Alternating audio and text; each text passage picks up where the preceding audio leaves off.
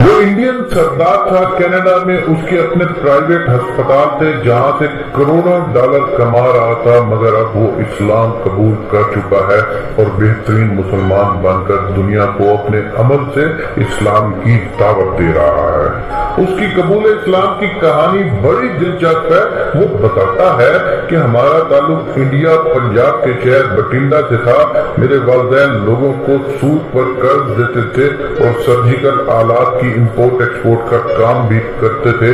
ہمارے علاقے میں جتنے بھی مسلمان تھے ان میں سے کوئی بھی سود پر قرض نہیں لیتا تھا، یہاں تک میں نے خود لوگوں کو فاقے کی حالت میں دیکھا، بلکہ بھوک سے بلکتے بچوں کو بھی دیکھا، مگر وہ بچوں کی افلاس دیکھ کر بھی صبر کر جاتے، سود پر قرض نہ لیتے تھے۔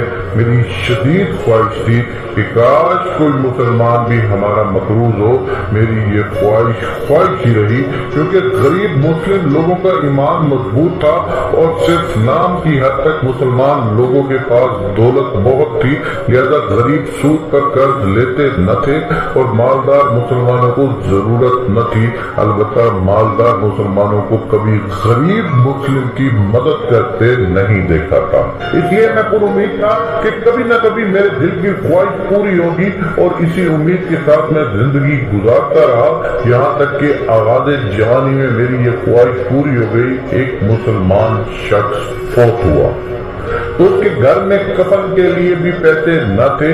تمام مسلمانوں نے مل جل کر کفن کے پیسے جمع کر لیے تو قبر کی جگہ لینے کے لیے رقم نہ تھی، لہذا اس مرحوم مسلمان کی بیٹی چند معزز مسلمانوں کے ساتھ ہماری دہلیز پر آئی اور قرض کا مطالبہ کیا تو ہم نے اس کو بہت زیادہ سود لگا کر رقم دے دی، جو ظاہر ہے وہ چاہ کر بھی واپس نہ کر سکتی تھی، نہ کر سکی۔ خیر، تطہیر و تکفین کے بعد قرض کی ادائیگی تو دور کی بات، گھر میں روٹی تک کے لالے پڑ گئے۔ میں نے مقررہ وقت پر والدین کی اجازت سے لڑکی کو قرض واپس کرنے کے لیے مجبور کرنا شروع کر دیا، یہاں تک کہ لاکھ کوشش کے باوجود جب وہ قرض واپس نہ کر سکی تو میں نے اسے اسلام چھوڑنے یا اپنا گھر ہمارے نام منتقل کروانے کا کہا تو وہ اپنا گھر ہمارے نام کروانے پر رضامند ہو گئی۔ جب گھر ہمارے نام منتقل ہو گیا تو اس نے مجھ سے ہاتھ جوڑ کر کہا کہ اس کی والدہ بوڑھی ہے، بستر مرگ پر ہے، لہذا والدہ کا وقت پورا ہونے تک اسے مہلت دوں۔ میں نے ایسا کرنے سے معذرت چاہی اور ان سے کہا آپ کچھ ماہ کا وقت مقرر کر لیں، اتنے وقت کے بعد آپ کو گھر خالی کرنا ہوگا۔ لڑکی نے والدہ صاحبہ کی حالت دیکھتے ہوئے 8 ماہ کا وقت لے لیا۔ میں نے بھی خوشی خوشی دے دیا، مگر 8 ماہ میں وہ بوڑھی عورت لڑکی کی والدہ زندہ رہی اور جب میں گھر خالی کروانے گیا تو اس بوڑھیا نے مجھے اپنے پاس بلایا اور کہا کہ اگر تجھے اس گھر کے بدلے 7 گھر بلکہ 70 گھر مل جائیں تو کیا تم میری بیٹی کو تنگ نہیں کرو گے؟ میں تو پہلے ہی سود کا کاروبار کرتا تھا، مجھے 1 کے بدلے 7 کا سودا بھی بہت تھا، 70 تو بہت زیادہ تھا، مگر میں جانتا تھا بوڑھیا مذاق کر رہی ہے کیونکہ وہ چاہتی ہے جب تک زندہ ہے در در کی ٹھوکریں نہ کھائے۔ لہذا میں نے بڑھیا سے پوچھا کہ آپ مجھے کیسے 1 کے بدلے 7 گھر اور 7 کے بدلے 70 دے سکتی ہیں؟ تو بڑھیا نے کہا میں نہیں، میرا اللہ تعالیٰ دے گا، کیونکہ تو نے اس کی مخلوق اور اس کے نبی کریم صلی اللہ علیہ وسلم کی امت پر رحم کرنا ہے، اس کی امت کو دینا ہے تو اس کا اجر بھی تمہیں ہی ملے گا۔ میں بڑھیا کی بات سن کر ہنسنے لگا اور کہا کہ اللہ تعالیٰ نے آپ کو کفن تک کے لیے کچھ نہیں دیا تو مجھے 1 کے بدلے 7 گھر کیسے دے گا؟ ایک بزرگ خاتون نے حسب صحت اور عمر مجھے سختی سے تنگ کرنے سے منع کیا اور کہا کہ محض 5 سال کا وقت دے دو، اگر ایسا نہ ہوا تو میری بیٹی اور یہ 6 سال کا بیٹا دونوں تیرا مذہب قبول کر لیں گے۔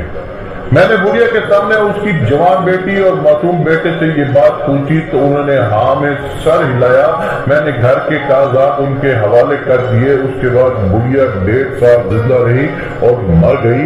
مرتے وقت اس نے مجھے پاس بلایا اور کہا اللہ تعالیٰ تمہارے کاروبار میں برکت ڈالے، تمہیں ہدایت دے، ساتھ ہی اپنے گھر کو میرے نام پر منتقلی والے کاغذات مجھے واپس دیے اور کہا یہ گھر بیچ کر کاروبار کر لینا، انشاءاللہ چند سالوں میں تم پر رزق کے دروازے کھل جائیں گے۔ میں نے ایسا ہی کیا، بڑھیا کے بیٹے اور بیٹی کو اپنی قریب چھوٹے سے گھر میں منتقل کیا اور گھر بیچ کر دوست کے ہمارا کینیڈا میں کاروبار شروع کر دیا اور میرا کاروبار وہاں بھی امپورٹ ایکسپورٹ کا ہی تھا اور وہ کاروبار اس قدر تیزی سے پھیلا کہ میں نے 1 سال بعد ہی نہ صرف بڑھیا والا گھر واپس لے کر اس کے بچوں کے حوالے کر دیا بلکہ کینیڈا میں بھی گھر خرید لیا۔ لاکھوں کروڑوں ڈالر کی میری آمدن ہو گئی تو میں کینیڈا منتقل ہو گیا۔ وہاں میری ملاقات ایک پاکستانی سید سے ہوئی جو اسلام کے داعی تھے۔ انہوں نے مجھے راہ ہدایت کی طرف بلایا اور میں نے اسلام قبول کر لیا۔ میرے ساتھ میری فیملی نے بھی اسلام قبول کر لیا۔ جب ہم لوگوں کو سود کے گناہ کا پتہ چلا تو ہم لوگ توبہ طائب ہو گئے۔ میں نے کینیڈا میں اپنا پرائیویٹ کلینک بنایا، اس میں انگلش ڈاکٹر رکھے، اس بڑھیا کی بیٹی اور بیٹے کو کینیڈا بلایا اور لڑکی سے شادی کر لی۔